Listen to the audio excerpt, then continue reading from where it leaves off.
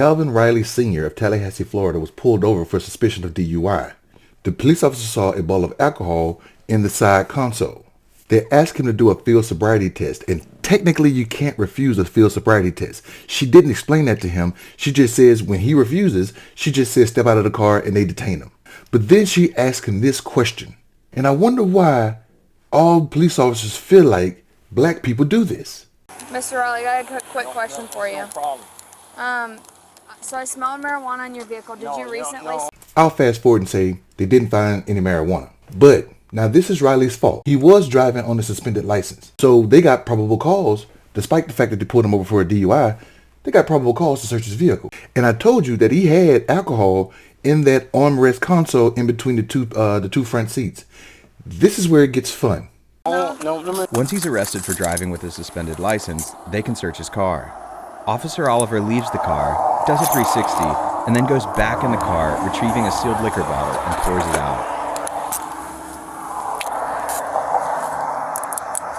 That was the sound of the seal on the liquor bottle breaking.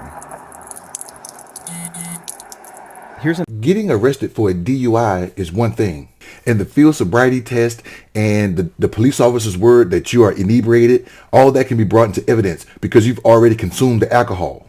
Getting arrested with an open container is one thing. 2021 Florida statutes, including 2021B session. Open container means any container of alcoholic beverage which is immediately capable of being consumed from or the seal of which has been broken. The seal was not broken. She broke it. You cannot get arrested for having a closed seal container of alcohol. You can't get arrested for that. It's not open. That motherfucker opened that bottle and poured it out.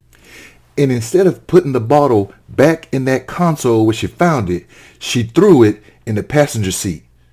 I guess to make it look like he did that. Then she lied to her partner and said that the empty cup that they saw in his car, the alcohol that she poured out could have been the alcohol he was drinking.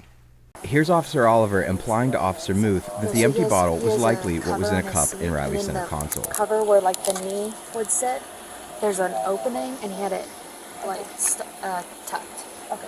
And then the whatever he had in his cup also was tucked. I'm going to let you listen to her lie to the senior officer when he shows up. Well, okay, so he had a bunch of alcohol stashed in there, but... Nothing open or anything? Yeah, open. Oh, okay. Yeah.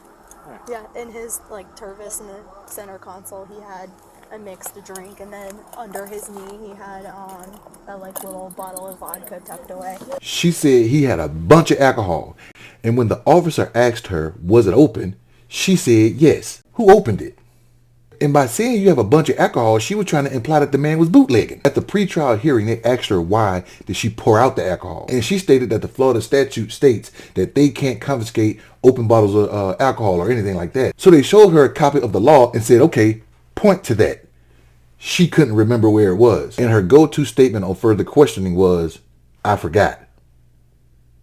This is why body cam evidence is so important, because they can't control that. Go back to my video about the black preacher and them wanting to get him on something but couldn't find anything. And even in this car, when they did have probable cause, she still created evidence. What do you think?